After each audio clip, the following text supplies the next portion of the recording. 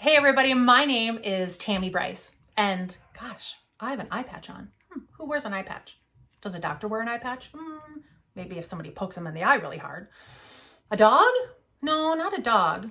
Oh, a pirate. That's right, a pirate. I'm going to read to you a story called Olive's Pirate Party. It is illustrated by Debbie Tilley, and it is written by Roberta Baker, and it's one of my very favorite books. Okay. All right. When Olive Elizabeth Julia Jerome turned 7, she wanted a party with pirates. Mom and Dad, instead of candles, can I have cannons on my birthday cake? At school, she stood on the climbing tower and passed out invitations. Ahoy, mateys! It's Captain Olive. I'm having a pirate party with sword fights, a gangplank, buried treasure, and a lagoon filled with alligators. Cool, said Olive's friend Lizard. Can I bring my snorkeling mask? Meanwhile, Olive's parents were frantic. Only 5 days left until Olive's birthday, and where can we bury the treasure? The house painters will be here. The yard is dug up. Oh, why not have Olive's party at my house, said her Aunt Tiffany. Just leave everything to me. You see, Aunt Tiffany was Olive's elderly aunt. She sewed satin gowns for Olive's dolls, baked pinafores for her stuffed animal birthday parties, and took Olive to the opera when she turned 6 and translated everything. If I know Aunt Tiffany, your party will be something special, said Olive's mom. But the thought gave Olive goosebumps. Aunt Tiffany's house was like a museum. What if the pirates break something? To Aunt Tiffany, special means teacups and lace and scary food on fancy plates, not sword fights. Olive slumped. Sounds like my plans have walked the plank. I can't wait for your party, Lizard chirped the next day at school. I'll wear my octopus bathing suit. Dad says I can borrow his metal detector to find the buried treasure. Olive gulped. There's been a change in plans. The parties at your old Aunt Tiffany's? Hissed Hillary, goalie for the soccer team. That means no Buccaneer burgers and no gangplank jump? Sounds like your birthday could be a disaster. Olive's friend Earl shook his head. Want to spend the day in my underground fort? We could eat mud pies instead of cake. I wish I never said anything about a dumb old pirate party, Olive groaned. Sweetheart, Aunt Tiffany loves you, piped her mom. And I'm sure everyone will have lots of fun. I wish I had an Aunt Tiffany who loved me enough to give me a party, echoed Olive's dad. Oh, go fish, dear. Oh, who's who? Go, Olive. Oh, look at how she played with her Aunt Tiffany. That night, Olive couldn't sleep. She hugged Gumbo, her polar bear, closed her eyes, and kept thinking about Aunt Tiffany.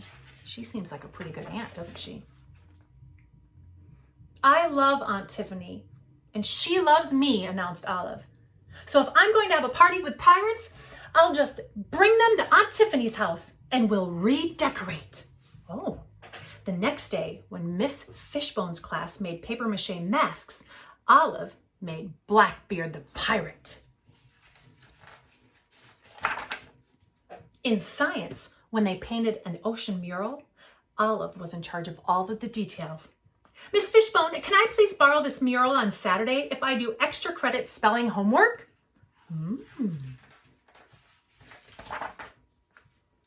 At lunch, Olive stood on a cafeteria bench and made an important announcement.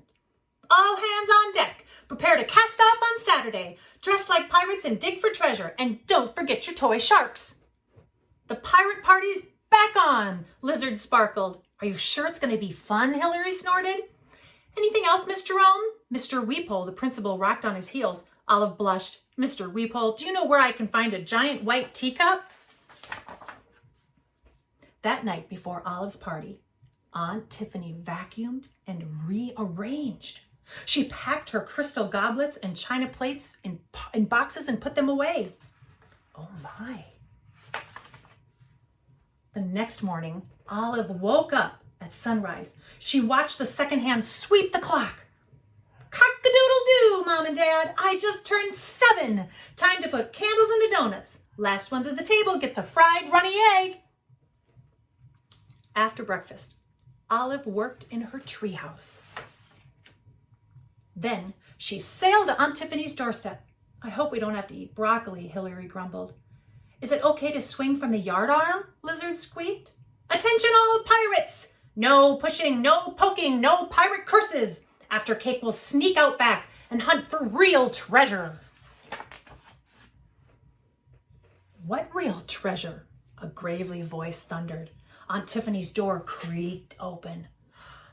Aunt Tiffany stood transformed, hands on hips, flashing a blackened tooth. Is that you, Aunt Tiffany? Olive sputtered. Captain Tiffany to all you guppies and swabs. Get ready to walk the plank and watch out for the barracudas in the bathtub. Wow, Aunt Tiffany? Olive bubbled. You look just like Bluebeard the pirate. Now all you need is a ship. I do, Aunt Tiffany said.